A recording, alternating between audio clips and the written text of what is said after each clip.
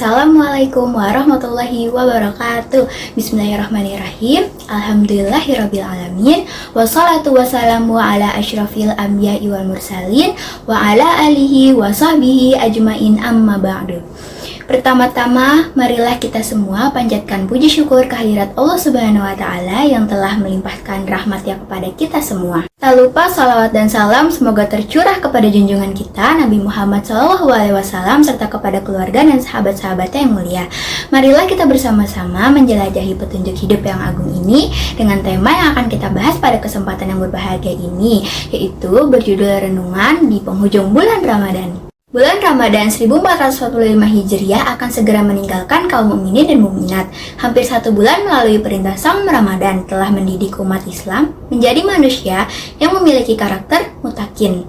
Inilah tujuan luhur pelaksanaan Saum Ramadan, yaitu terbentuknya kepribadian manusia Muslim seutuhnya, dilandasi iman dan takwa. Hal ini dijelaskan sebagaimana Allah Subhanahu wa Ta'ala dalam firman-Nya surat Al-Baqarah ayat 183 yang artinya, wahai orang-orang yang beriman, diwajibkan atas kamu berpuasa sebagaimana diwajibkan atas orang-orang sebelum kamu agar kamu bertakwa. Saum atau puasa sebagai satu kewajiban bagi kaum mukminin merupakan perpaduan antara penghayatan kehidupan spiritual dan sosial yang bersifat tahunan yang mengandung makna introspeksi kemanusiaan secara menyeluruh melalui ibadah puasa dan amaliyah Ramadan.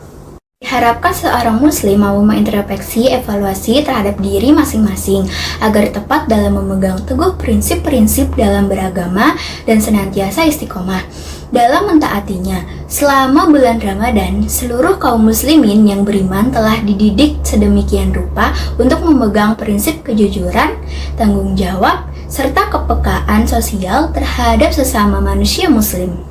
Dan pembiasaan positif lainnya seperti sholat berjamaah di masjid, membaca Al-Quran, mampu mengendalikan diri dan hawa nafsu, dan tidak melakukan ghibah namimah, serta perbuatan-perbuatan positif lainnya yang diperintahkan oleh Allah Subhanahu wa Ta'ala dan diajarkan Rasulullah SAW.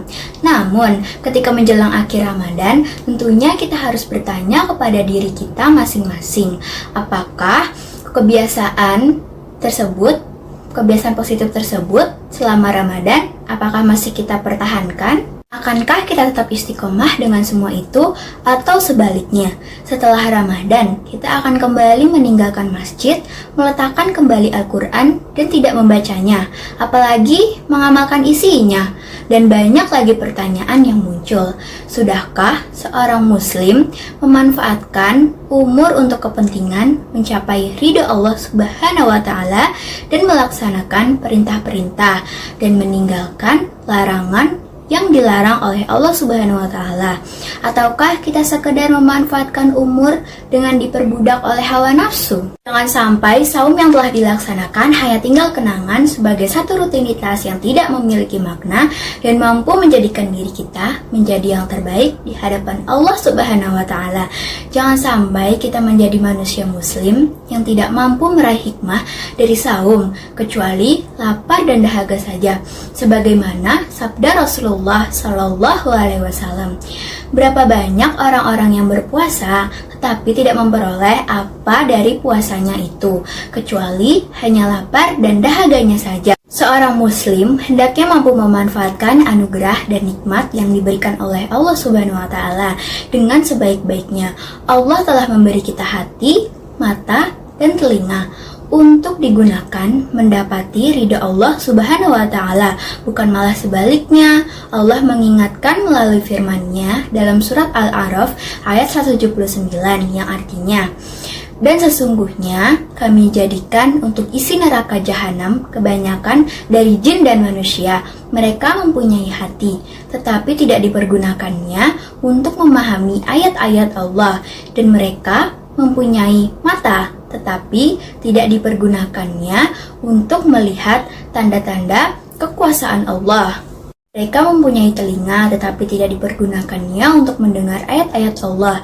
Mereka itu sebagai binatang ternak, bahkan mereka lebih sesat lagi. Mereka itulah orang-orang yang lalai. Semoga Allah Subhanahu wa Ta'ala akan senantiasa memberikan hidayah dan inayahnya kepada kita semua untuk dapat memegang teguh prinsip dalam menjalankan perintah dan meninggalkan larangan Allah, serta mengikuti sunnah Rasulullah Shallallahu Alaihi Wasallam.